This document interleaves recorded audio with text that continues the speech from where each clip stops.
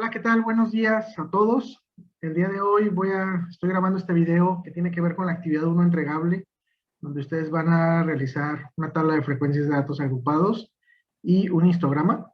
El objetivo del video es facilitarle la actividad, explicar algunos detalles que quizá en el material instruccional puedan no ser tan claros. No es que el material esté mal, simplemente quiero precisar algunos puntos. Entonces vamos a empezar con el video. La actividad va a ser una actividad muy parecida a la que me tienen que entregar y la voy a desarrollar en Excel, precisamente porque creo que es más fácil desarrollarla en Excel que a mano, que puede ser realmente la otra opción que tenemos para hacer esto. Entonces yo tengo aquí una base de datos que incluye una columna con profesores, una variable de profesores y otra variable de número de alumnos. Por lo tanto, estaríamos hablando del número de alumnos que tiene cada uno de los profesores de un centro universitario. Y lo que se me va a pedir es que desarrollemos una tabla de frecuencias con datos agrupados, frecuencia absoluta, absoluta acumulada, relativa y relativa acumulada, y finalmente el histograma, realizar el histograma. Entonces, si nosotros empezamos a analizar nuestros datos para construir la tabla de frecuencias, lo primero que tenemos que hacer es identificar la información básica de la variable a agrupar. Así le voy a poner, información básica. Y esta información básica prácticamente son tres medidas estadísticas. La primera es el valor máximo, la segunda el valor mínimo y la tercera el número de observaciones. Yo aquí con un filtro de Excel podría tener el número de observaciones, el valor máximo y el valor mínimo, pero bueno, vamos haciendo esto con una fórmula. La primera fórmula es max, igual a max, así como tal. Seleccionamos la columna y ya tengo mi valor máximo, que es de 100. La segunda fórmula, ahora en este caso, para calcular el valor mínimo, la fórmula de Excel es igual min, M-I-N. Pues ponemos min y seleccionamos nuestra columna. Y si quisiéramos obtener el número de observaciones o que Excel contara el número de observaciones, pues ponemos igual a contar. Igual contar. También seleccionamos nuestra columna y obtenemos el número de observaciones. En este caso tenemos que el profesor que más alumnos tiene son 100, después tenemos que el que menos tiene son 10, y finalmente, pues ya decíamos que había 50 profesores en esta base, ¿no? Que es el número de observaciones. El segundo punto que tenemos que, para desarrollar esto, ¿sí? Es calcular el rango. ¿Sí? El rango. Y el rango simplemente es la resta del valor máximo menos el valor mínimo. ¿Sale? Que en este caso es 90. Esto quiere decir que la cantidad de alumnos que tiene un profesor en este centro universitario está en un rango, en un intervalo de 90 alumnos. ¿Sale? Y después, ya que tenemos el rango, el tercer punto es calcular el número de clases.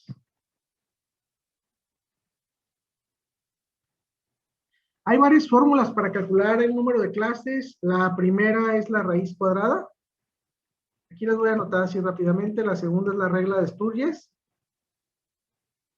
Y la tercera es simplemente por selección propia de quien hace el análisis.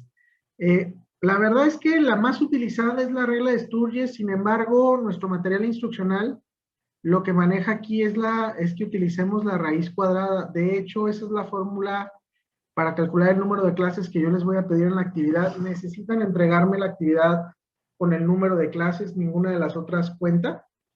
Y también hay que puntualizar algo. El número de clases es un valor que va entre 5 y 15, de acuerdo con nuestro material instruccional. Aquí abajo lo tenemos.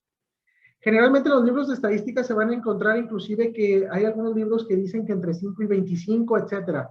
Entonces, ¿qué es lo que significa esto? Que cualquiera que sea el resultado de la raíz de n para el número de clases, si tenemos un valor más pequeño que el número 5, pues vamos a quedarnos con 5. Si tenemos un valor mayor a 15, nos vamos a quedar con 15. O sea, está acotado el resultado de esta fórmula a un valor entre 5 y 15. ¿Vale?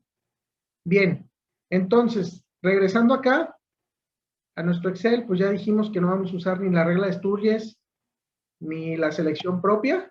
Algunos libros de estadística incluyen esas dos. Y a través de la raíz cuadrada vamos a calcular el número de clases. La raíz cuadrada del número de observaciones, ¿sí? Que es 50. Nos va a dar el número de clases, que es 7.071. A ver, este dato de aquí es súper importante que lo redondeemos. Cualquiera que sea el resultado, necesitamos un valor entero. De hecho, aquí viene nuestro material instruccional. ¿Sale? Que se tiene que redondear a un número entero. Este paso es súper importante para no batallar. No podemos tener clases que no sean números enteros. De hecho, si por ejemplo el rango nos diera en decimales, no hay ningún problema. O sea, si el rango queda en decimales sin inconveniente, el Excel se va a encargar de todo lo conducente con los decimales del rango, pero no así con el número de clases. Entonces, el número de clases vamos a tener que redondearlo. Se puede redondear al entero superior o al entero inferior. Aquí le voy a poner así, redondeo. Yo en mi caso, que de hecho va a ser lo que yo les recomiendo para su actividad, vamos a redondear hacia el entero que está abajo. En mi caso es un 7, ¿sale? Pero si hubiera redondeado un 8, insisto, no está incorrecta la actividad. Luego, ya que tenemos el número de clases, vamos a calcular el ancho de clase. Y el ancho de clase no es otra cosa más que la división de el rango entre el número de clases, pero el del redondeo. ¿Sale? Entonces, rango entre el número de clases ya redondeado. Para mi caso me da 12.85. ¿Sale? Eso quiere decir, con base en la información que tengo aquí ya, que yo voy a tener 7 clases con un ancho de clase de 12.85 y todos esos decimales que están ahí, así lo voy a dejar que Excel se encargue de lo pertinente en ese sentido. O sea, entonces, el único valor, insisto, el único valor que requiere redondeo es el número de clases. Ok, entonces, quinto paso, construir nuestra tabla. Construir la tabla de frecuencias. ¿Sí? Y para construir la tabla de frecuencias, pues vamos a tener distintas columnas. En este caso, vamos a tener una primera columna que es el número de clases. Habíamos dicho que teníamos 7 clases. Después vamos a tener las columnas de los valores de las clases, ¿sí? O límites de las clases. Le voy a poner aquí límites. En este caso tenemos dos tipos de límites, límite inferior y límite superior. ¿Sale? El límite inferior va a ser igual al valor mínimo. El primer límite inferior va a ser igual al valor mínimo. Eso quiere decir que voy a tomar el valor desde acá, de acá arriba, que era un 10, en mi caso. Y el límite superior, el primer límite superior, va a ser igual al límite inferior de esa primera clase más mi ancho de clase. Si se fijan, va a quedar decimales, no importa. No pasa nada. Excel se encarga de todo lo conducente. ¿Sí? Lo que sí es que como voy a correr las fórmulas a este límite superior, donde está aquí digamos, la celda roja, le voy a poner signo de peso en mi caso antes de la H y del número 19, para que a la hora que yo corra la fórmula, que sí lo voy a necesitar, este valor del ancho de clase no se mueva. Si se fijan, el recuadro azul se va moviendo conforme voy hacia abajo, pero este valor, ya con los signos de pesos, no se me mueve. Eso es importante para que pueda correr yo la fórmula sin ningún inconveniente. Ok, y me falta terminar de llenar los valores inferiores de los límites de cada clase.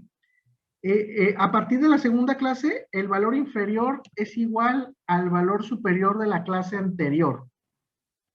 El valor inferior es igual al valor superior de la clase anterior. Y así sucesivamente hasta llegar hasta abajo. ¿Puedo correr la fórmula? ¿Sale? Puedo correr la fórmula y ya tenemos todo. Si se fijan, una característica que tiene la tabla de frecuencias es que empiezo en el valor mínimo y termino en el valor máximo. Si no me pasa esto, es muy probable que tenga un error. ¿Sale? Entonces esa es como una primera forma de comprobar que vamos bien. Luego, después de esto, necesitamos las frecuencias. Frecuencias, le voy a poner así, frecuencias absolutas. Las frecuencias absolutas son la cantidad de valores de mi variable que están entre cada uno de los límites de mis clases. Por ejemplo, la primera. La primera va entre 10 y 22.85. Entonces yo tengo que venir acá y buscar todos aquellos valores que están entre 10 y 22.85. Y entonces tengo un total de 7 valores. Entonces, pues pongo aquí 7. Luego, la segunda, tengo que buscar entre 22.85 y 35.7, que sería prácticamente como yo tengo valores enteros entre 23 y 35.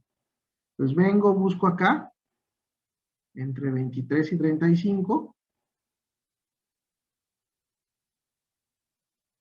y tengo un total de 8 valores. ¿Sí? Así, 8 valores. Entonces, pues ponemos aquí el 8. ¿Sale? Y así me tendría que ir con cada una de las frecuencias. La primera era entre 10 y 22. A ver, nada más voy a verificar la primera. Entre 10 y 22. Sí, 7 valores, estoy bien. Ok, entonces como esto puede ser muy tedioso, existe una fórmula de Excel que me ayuda a hacer esto de manera rápida. Para hacer esa fórmula de Excel, lo primero que tengo que hacer es seleccionar todos los renglones que voy a rellenar con frecuencias absolutas, así como lo tengo en pantalla. Y la fórmula es frecuencia, o sea, tengo que poner ahí con todos los cuadritos estos seleccionados igual a frecuencia. Y si se fijan, el argumento de la fórmula tiene dos variables que se deben de considerar, una que dice datos y otra que dice grupos.